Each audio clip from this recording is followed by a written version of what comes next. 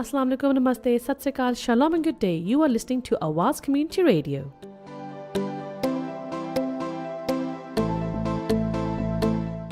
And today on the radio, I'll be talking to Chloe from the Proud Trust and an ally she's brought along called Taslima. Now, if you'd like to get in touch with us, our number is 0161 839 9817. We're on Facebook, just type in Awaz Community Radio or tweet us at Awaz Radio 122.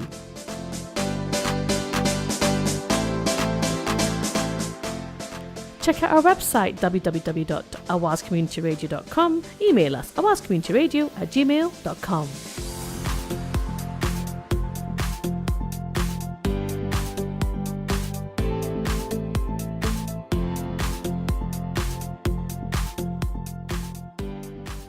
Thank you for tuning in to Awaz Community Radio. Your host for today is Syra, and as I said, my guests today are Chloe and Taslima. Hi ladies, how are you? Well, thank you. Thank you. Fine, thank you.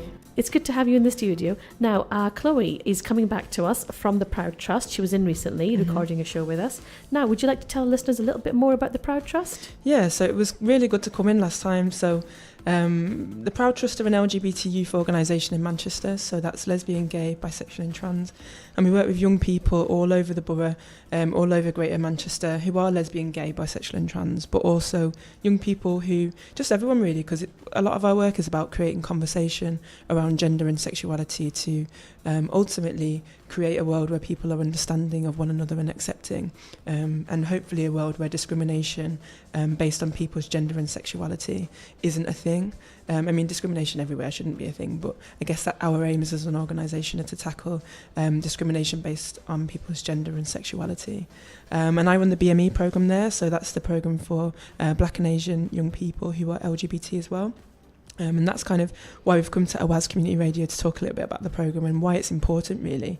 And I brought along Taslima to talk a little bit about her views as well, which is really nice to come together to be here. And Taslima, you're here as an ally. I run a design centre, creative design and manufacturing in Ardwick. We're not very far from each other. And you know, in there we work with diversity of women from all kinds of background, and I put everybody together, even a racist person who has hatred towards black and ethnic minority and all kinds of and it's just opening up topics and trying to show that no matter what, we are all different.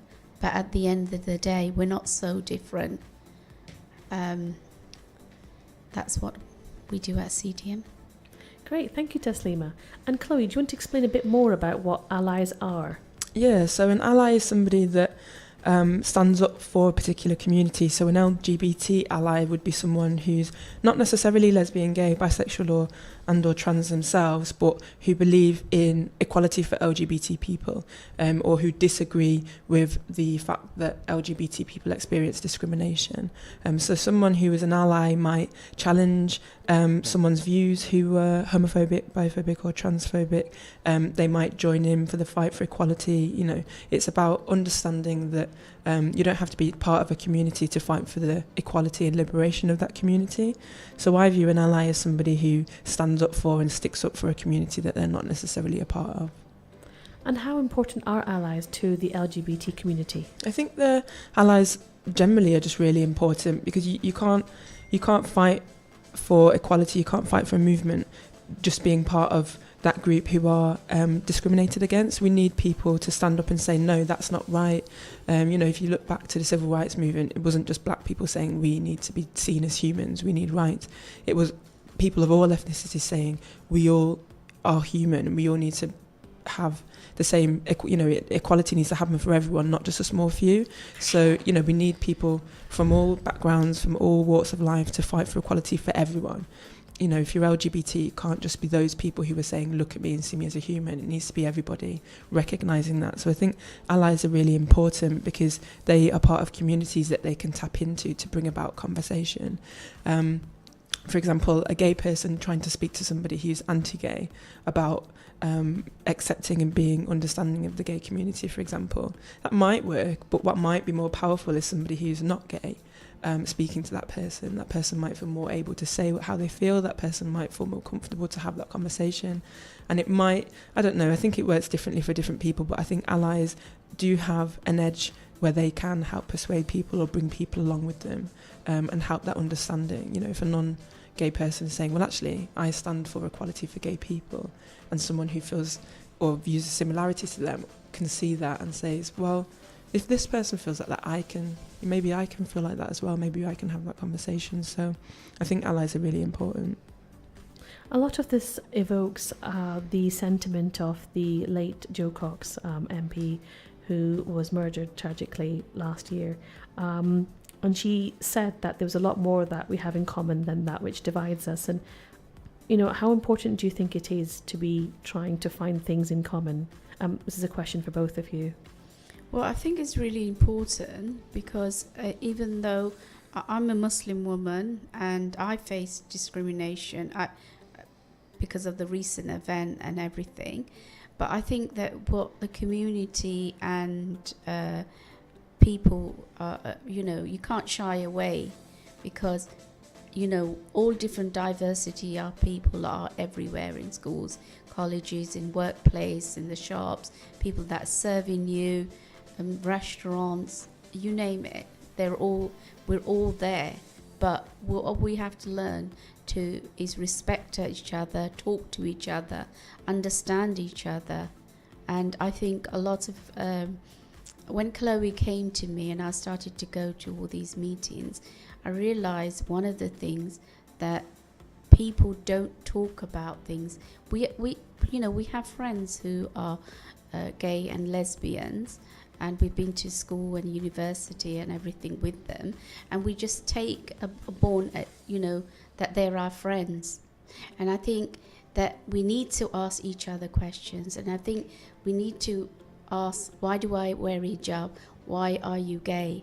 And I think also there's a stigma that people are, because I've been talking to lots of other people in the community, like my women and one of the things is people are scared as well because they don't want to tread on say something wrong and then be accused that you're you're just prejudiced. Yeah, you're prejudiced and you're against gay people, or you're against Muslim people, you're against hijab, you're against black, and people, are really, really careful what to say. I think you've highlighted like a really good point in terms of we just don't have conversations a lot about our identities. I think we're sometimes quite closed off against that, and perhaps that has been because we might have experienced prejudice and perhaps we learn not to talk about certain things to certain people. But I think that in itself doesn't allow for us to progress together and understand one another. And like you said, asking your friends who you're close to, what does it mean to be you? And them asking, what does it mean to be you? Because I think, you can have a surface level connection with people, as you said, people who are lesbian, gay, bisexual, trans, or Muslim, or Christian, etc. But actually, if we don't understand what that really means, can we really know that person? Can we really understand? Do we really know that we can have an allyship for that person or for that community? And I think, what we're hoping to achieve with the Allies programme generally, and hoping to push more people to do, is have those conversations. And they might be difficult. Some of the conversations I have with people are challenging. I've had people say, I'd shoot gay people, I'd kick them out of the house. And, that can be quite challenging to hear as a gay person myself. But also I understand that that view has come from somewhere. And without this conversation that I might have with that person to understand that, and for them to understand where that's come from and really assess whether they actually feel like that, or whether they feel like they have to say that, or they've heard other people say that. Without that dialogue, without that conversation, who's to say that that person wouldn't then say that exact sentence to someone else or their child? Or, so I think opportunities for discussion, and they can be challenging. And I think not everybody feels able to have challenging conversations. That's okay. But I think we definitely need to provide a space where we can talk openly about gender, we can talk openly about sexuality, we can talk openly about faith, because without doing that, we create walls I just think it helps to other people. We see LGBT people as over there, Muslim people as over there, Christian people as over there. And actually, like you said, Taslima, we are together all the time. We interact in society all the time. So it just feels strange that, you know, we interact with one another, yet we still see people as very separate. And I think, you know, to kind of reiterate what you said about Joe Cox's quote, there's so much more about us in common than there is that divides us. And I think without these conversations, we can only really focus on what divides us, because we haven't allowed ourselves permission to see what we have in common. And I think once people realise that and recognise that, a lot of the prejudice that people have, I think, would reduce, because I think prejudice also comes from people's misunderstandings and people's ignorance towards something, which can then manifest itself in fear. And, you know, where do we go from there if that's the basis of our communication? I'm scared of you, I don't understand you. Actually, if there was more dialogue, if we had better schooling where we learnt about different cultures, different faiths, different ethnicities, gender, sexuality, if that was something that was instilled in us, that we have those conversations, that we learn, I think a lot of the walls that we have between communities wouldn't be there. We definitely wouldn't be as high anyway. The walls that we have between communities wouldn't be there. We definitely wouldn't be as high anyway. Fantastic. And on Thursday the 19th of October from 2 till 5, there's going to be a catch-up and hate crime resource launch, which is being hosted by the Proud Trust. Mm-hmm. Yeah, so it's kind of to build on what we've already been doing, really. So the Allies programme is about the Proud Trust training Black and Asian community workers and youth workers to be able to have these conversations. And I think we've talked a lot about the importance of that. So, you know, young people in different youth groups are existing, not being able to bring their whole selves to the table. You know, they might fear talking about their LGBT identity in a space because no one's allowed that conversation before. So people's ideas about prejudice or assumptions that a community is going to be against them, or they may have heard homophobic comments and not been challenged. You know, it's hard to exist in those spaces and bring your whole self to the table when you're not sure as whether you're going to get hate for that, whether you're going to receive prejudice for that. So the Allies programme is about skilling people up to be able to have these dialogues and conversations. We were talking yesterday to Taslima about how important it is, and I guess I'm going to throw a question out to you in terms of why do you think people don't have these conversations? I think people don't have the conversation because they don't have an understanding how, and I think the community groups and everybody needs to bring this together and make the parents have an understanding and make them aware of what's happening in society and the environment that you're living in. And there needs to be like more interaction with different groups that needs to, like, you know, like if somebody came to my centre, I mean, I would host people of different faiths, different, you know, ethnicity, different, you know, LGBT, everybody together to, you know, have a conversation. And if we need to understand each other and respect each other. And you know, in my religion, lots of things are forbidden, but also in my religion it said we can't control people. It is people's choice to live the way they want to. It's not, you know, it's, you know, there's a guideline in my religion to live this way, so I live this way. But I can't force my own daughter, my husband, my, you know, mother. How can I force anyone else? You have to make your own choice. You have to make your choices. You have to make your mistake. You have to try to, you know, be happy. But it's your, at the end of the day, the choices that we make is a free choice. It's not, and I think there needs to be more an education on, like Chloe said, on all religion, LGBT, and different groups, Black community, Polish community. We all need to have, and there's so much, you know, but we all need to come together. It's like a garden. A garden, you know, everybody tries in Chelsea Garden to control snip here, snip there, but the flower naturally grows. So, and we're like that. So we have to have like a common ground, understanding, educating, because I want my son to live in a understanding and educated environment. I don't want him to live where he's ignorant, and because ignorance brings hate. And is it, and then they grow up with the hatred, and it makes you ill. So why love each other, learn, knock on your next door neighbor and see who's living next door, talk to them and have a cup of tea. You'll find you have so much in common, like me and Chloe.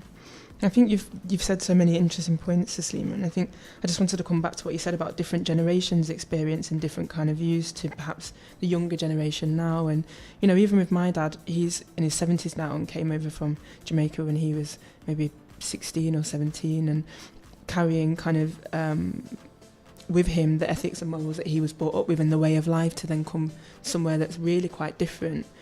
And it's interesting kind of what people then do with that. Do they hang on to their culture and what they've known?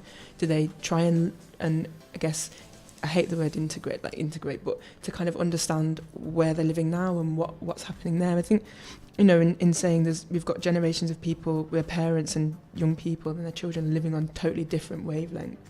And I think that's, again, the importance of conversation. If people aren't used to talking about LGBT, if they're not used to talking about sex even, why would that conversation come up in the house?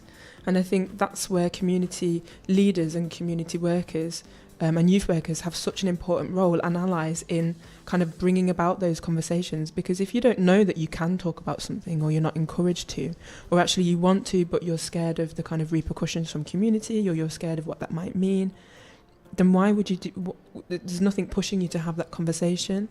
Whereas I think if you've got leaders in your community who you look up to, who are saying, let's talk about this is important. There are LGBT people of every ethnicity, of every faith. It may even be in your family, there may be your children, there may be your parents. We need to have that conversation rather than no conversation, which, as you said, kind of leaves room for ignorance. It leaves room for prejudice to build and manifest. And it scares people from talking about things. I've met people who are scared about talking about this within their communities, and I think, wow, that's due to people not giving permission to talk about things. People want to have this conversation, but they're scared of how to have it, what to say, what might come up. But we can't just have a one-sided conversation. We can't have a one-sided life. We need to hear diversity of experiences. We need to meet diversity of people, which is only ever going to enrich our lives as well. So yeah, I just think we just really don't have these conversations, and I'm really hoping that perhaps as part of this radio show of kind of highlighting that there are LGBT people who are Black, Asian, Muslim, Christian, I think hopefully people hearing that, it might spur them on to then maybe talk to their next door neighbour, or talk to someone about how it made them feel, about how hearing that made them feel. And this event is an excellent opportunity to have those conversations, or continue those conversations. Definitely. And, if we look at... So Stonewall is an organisation in London who fight for the equality of LGBT people. And they've just released their hate crime report. And, even within that, the figures are... BME people come out worse within the report. 34% of BME people, according to this report, have experienced a hate crime or hate-based incident in the last year, compared to 20% of white LGBT people. That's a 14% difference in the experience of Black and Asian minority ethnic communities experiencing hate crime against them due to homophobia, biphobia, transphobia, compared to 20% of white people. And I think, again, that's why it's really important to have these discussions within BAME communities. Is that hate crime coming from BAME communities? Is that hate crime perhaps partnered with perhaps racism, xenophobia, Islamophobia? Is that coming from white communities? We really need to be aware of the fact that within our communities there's people that are experiencing discrimination, and we need to do something about that, and either challenge it if it's within our community, or help to support people that are within our communities to say, what is it like to be a Black or Asian gay person and exist who's LGBT and exist in an LGBT space, where you might then experience racism from those people potentially. And then also maybe come to your own community and experience homophobia or biphobia, transphobia. So we really need to kind of look at those experiences and do something about it, basically. And I think it comes down to these conversations.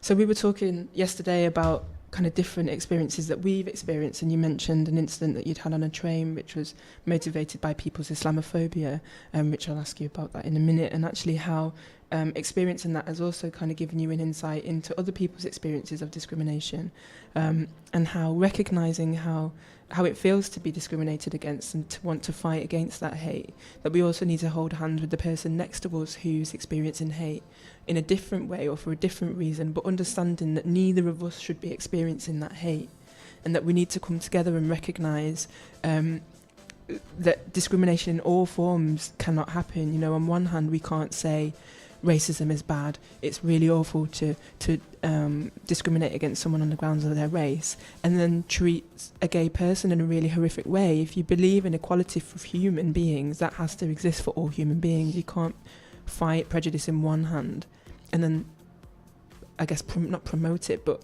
you know, enact on your own prejudice. And we need to understand one another and fight together. And Taslima, do you want to kind of tell us about the experience you had in London and how that affected you? Yeah, a few weeks ago, I think roughly 3 weeks ago, in Euston, there was an incident, and I was coming to Manchester for work, and then when I was approaching Euston Station and going up the escalators, everybody said, you know, the guards said, you can't go up. Something's happening up there. And what they did was they gridlocked at the station, so you couldn't. I said, okay, I'll go back down and go to another station, and I'm thinking that would make me safe. But he said, no trains going in, no trains coming out. You have to stay in this platform, not the platform, but on this where the tickets are. And so we were, everybody in there, well, there's over 100 people, and we're put in, you know, gridlocked, and we couldn't go in or out. And they were dealing with what was happening, and they thought there was a bomb.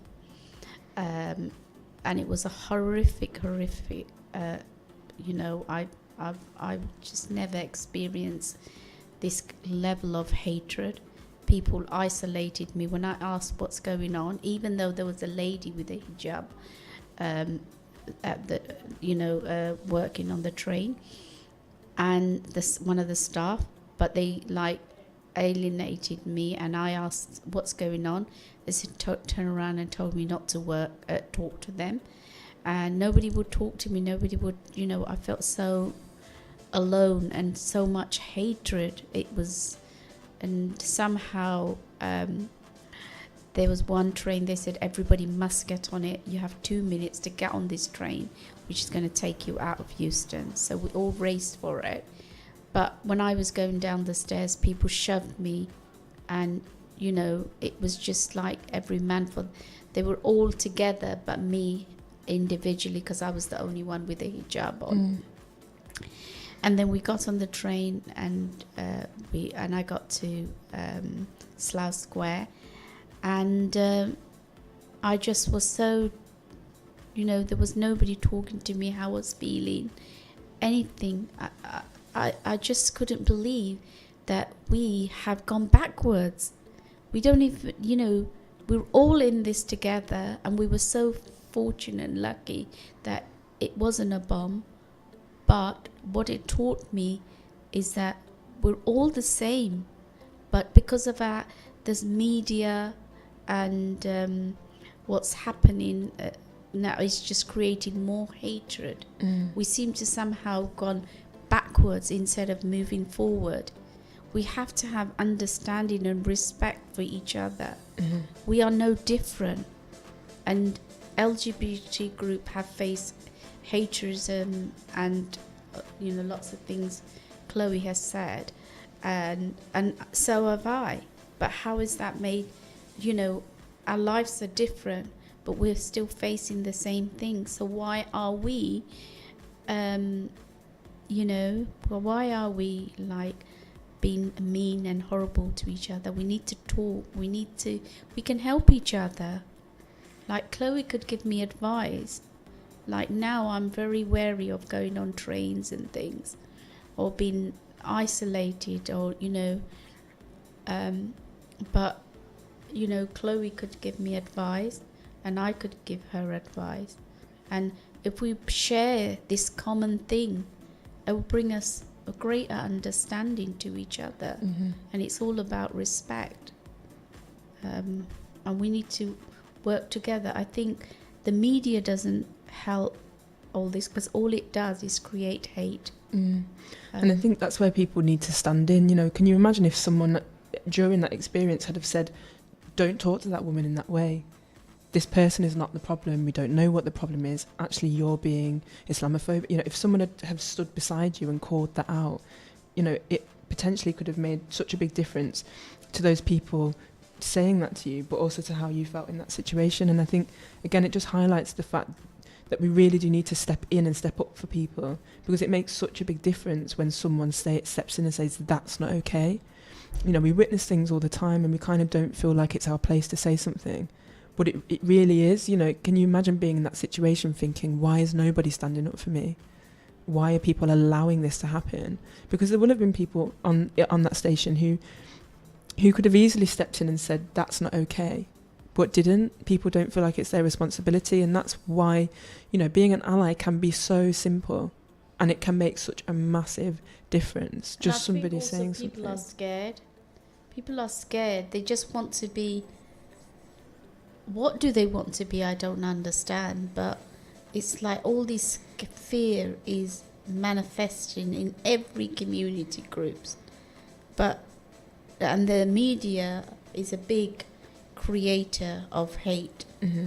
And people need to be aware of that and really take it on board. And it's really important that what Chloe is doing, making people aware, because hatred, it just eats you out and makes you extremely ill. You can get serious diseases.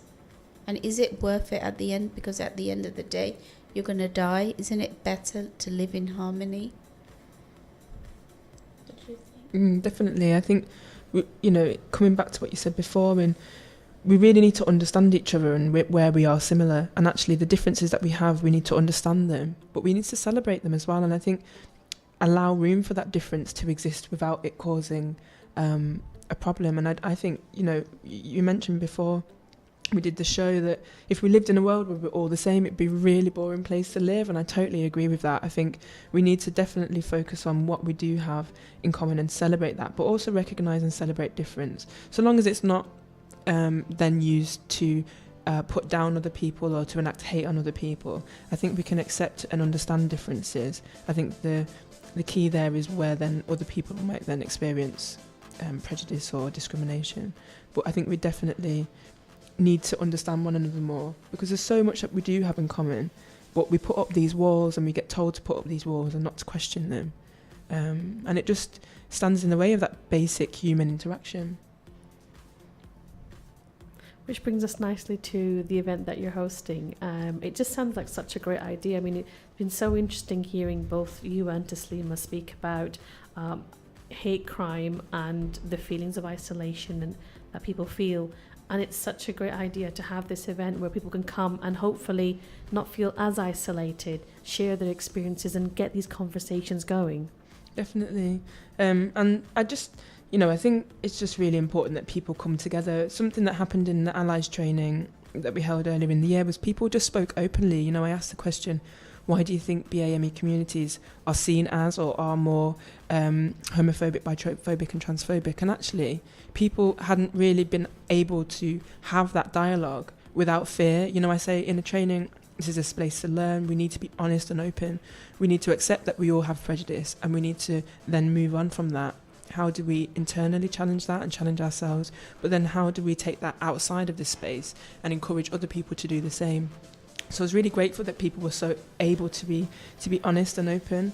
And I just think it's so important that we are doing this with BAME communities. As I said before, you know, coming back to this Stonewall report, 66% of BAME people have witnessed LGBT motivated abuse online compared to 44% of white people. So I do think as BAME communities, we need to look at that and think about what are we doing to combat that? Are we part of that? Are we contributing towards that? What are we doing? as part of that. And I don't think people always look at the nuances in discussion. People kind of see us as homogenous groups without different identities within those. And I think perhaps BAME communities don't necessarily see fighting for LGBT equality or looking at gender and sexuality as something that specifically as a community they always need to address. I think there is lots of people that do think that, but commonly it's not something that's brought up on the agenda immediately. You know, we're fighting racism, we're fighting xenophobia, we're fighting Islamophobia. There's definitely big topics that are out in the fore, but I think that sometimes allows people to forget about the fact that we are BAME, but we're also so many other identities, and we need to understand that, and we need to look at how those people are brought forward and how those people exist within our communities as well. Because, you know, a lot of the time we fight externally. We're fighting racism that is enacted upon us.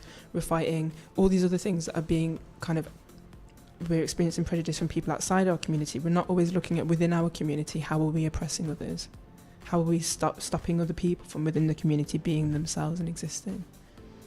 So this event will be a really great opportunity for educating people, both LGBT and non-LGBT, and I guess also for community groups to link in and make sure that they're educating the communities that they serve.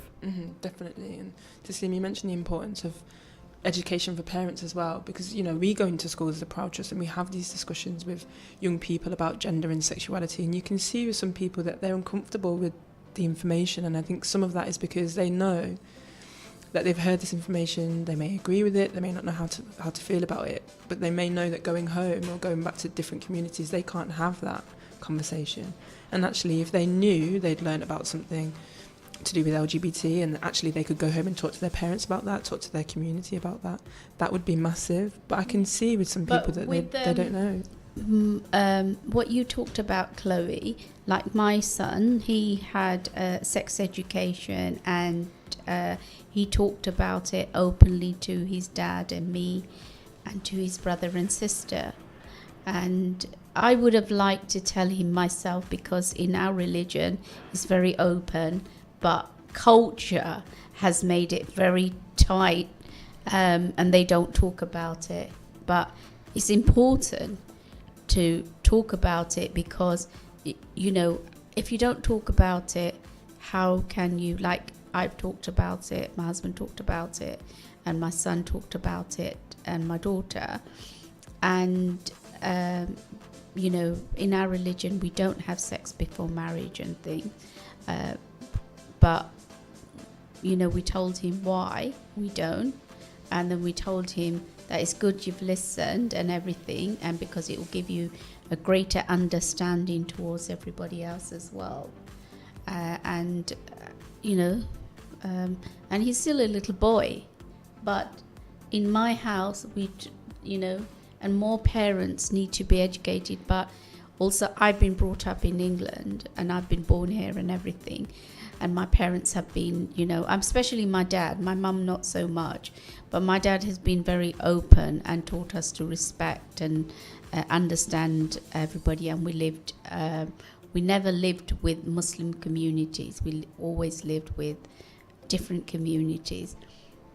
And I think because of that, I have a greater understanding and respect for everybody. And I would like that back for myself too, and which I do.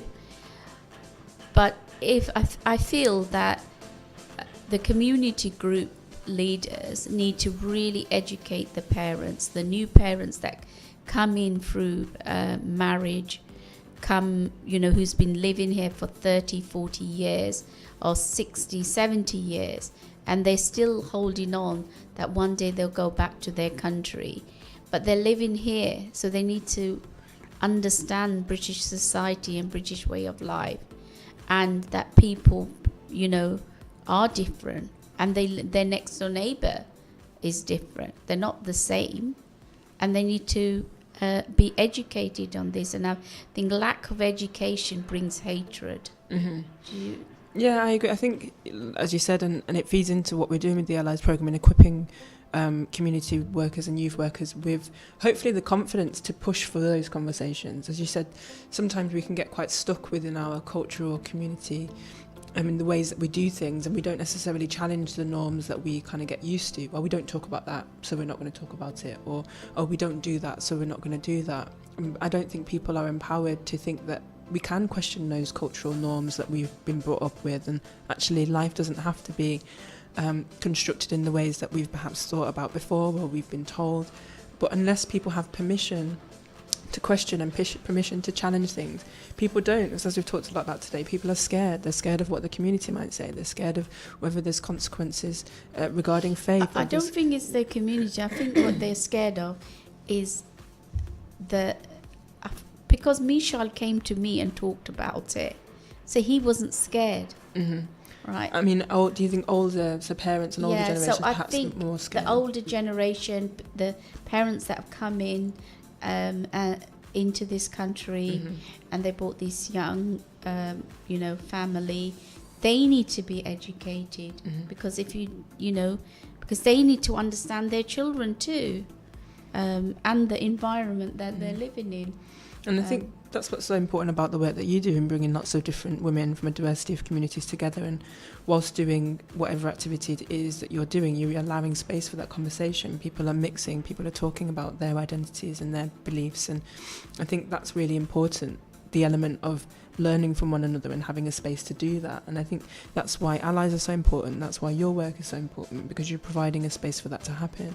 And you've recognised that that's important. As you said before, you have all sorts of people in the group, even someone who's racist, which when I first heard that, I was like, oh my God. But actually, if we only have that racist person perhaps needed to, maybe they'd never been around other people, maybe they'd never had that experience to shake perhaps the prejudice thought that they'd had in their head. And I think that's what we're scared of. That's what we don't do. We don't want to hear from people who are different from us. And actually, we really do need to hear from people who are different from us, because that's where the learning happens. That's where the commonalities are seen. That's where the understanding happens. That's where the, challenging conversations, I don't think we should shy away from. And I think I really respect the work that you do. And I think I'd encourage more people to kind of seek out spaces that are mixed and seek out those difficult conversations. And we need each other, because, if I need friends, and I need friends that have the same mentality as me. I couldn't have a friend who had so much hatred and things, because little by little that would seep into me.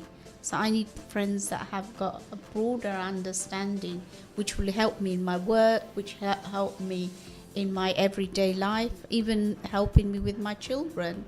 I think it's really, really important. Because our society is changing. Bringing Donald Trump, we've gone backward. In today's society, we've gone backward. And instead of moving forward, we've just gone totally the other way. And it's seeping in more hatred, and people are open about their hatred. And this needs to stop. And the only way that we're going to stop, working together, working ground level, and making the funders who fund the groups and everything, making them aware. They should be doing the talk, but do the walk too. Not just be happy with the ticking off the boxes. What you said is really important. We've kind of been highlighting it throughout the show, is the importance of coming together. And actually we need people to give us permission, whether that's funders telling us, you're not going to get this money unless you're actually addressing these equality issues and having conversations with your community. Whether that's different members of the community inspiring others to think differently. I think we all need to give one another permission to have these conversations and come together and recognise our commonalities and actually celebrate that and come together more rather than building barriers. Yeah. You've been listening to Awaz Community Radio, and that's been a really fantastic, really interesting and really in-depth chat with Chloe and Taslima, talking about how important allies are for the LGBT community, but also just generally for society as a whole. Thank you very much to my guests, and thank you for listening.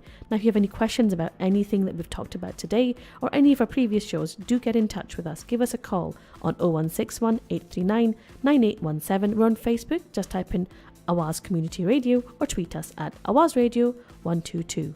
Thank you for listening. Take care and have a good day.